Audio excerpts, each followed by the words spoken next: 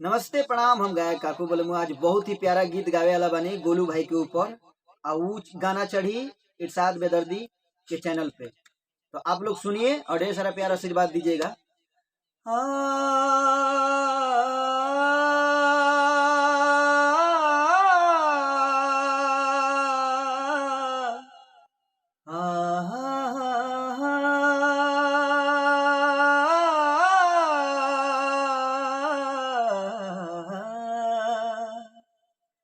कि गोलुआ लइका नियन सूत जाला कोरा में।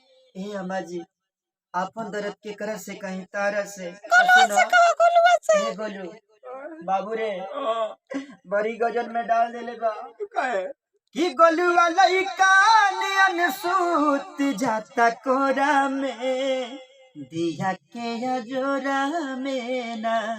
गोलुआ लइका नियन सूत जाला कोरा में दिया के जोरा में ना। अरे से जिया पजावे लेते आचरा के बोढ़ेले ओढ़ाना बिछावना अपना लत से बिटोरे मायरे। ओढ़ाना बिछावना अपना लत से बिटोरे ले कि कहियो हाथ न लगावे ले टिकोड़ा में।